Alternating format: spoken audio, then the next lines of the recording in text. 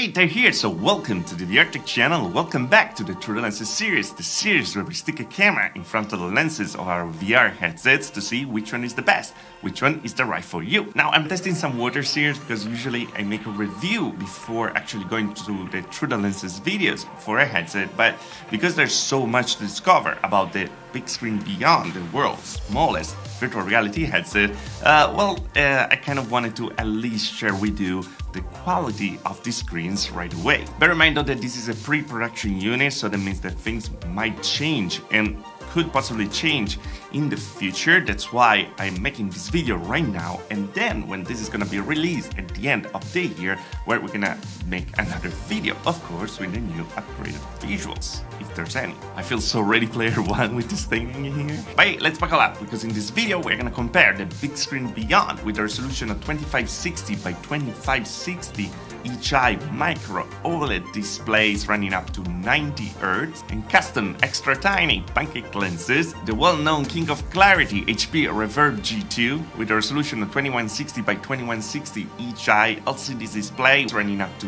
90 Hz, and the Valve Index with a resolution of 1440 by 1600 each eye, LCD display running up to 144 Hz. And of course for now lenses. And because this is the first time Beyond on the channel, the part after the comparison video, it's very important, so don't miss it at all, because we're gonna go through all the details and the things and quirks they actually noticed using this from around 3 weeks. Unfortunately, in this case, more than ever, the True Lenses doesn't this headset. But that's not new, because as I always say, this is not a science. These screens, these lenses are made for your eyes and not for the lenses of the camera. So take your own conclusions, see what you want to see, but we're gonna talk about it together at the end of this comparison. But for now, bump up the volume and well, let's get into it.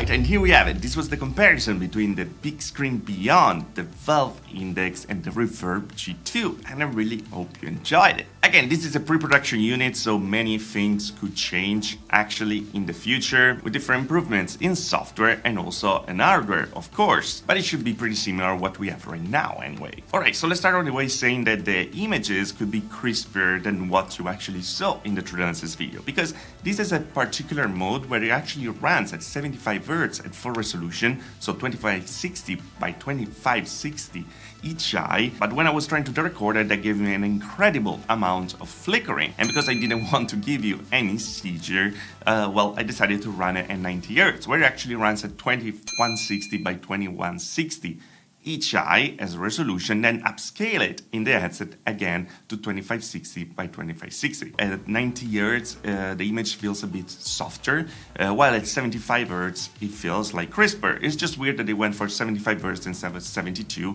like we're used to with different headsets. Also because I don't have any camera settings to actually match that. But I digress, many people will not actually notice it as much, it's just more as a feeling, let's say, but yeah, just be aware of the situation. Also, it was pretty challenging to find the sweet spot on these lenses because, as you can see, they are extremely tiny, and well, the lens of a camera is much bigger than that, as you might imagine. So in the video you might see a bit of a vignetting effect where the edges get much darker, like in the DCS comparison, for example.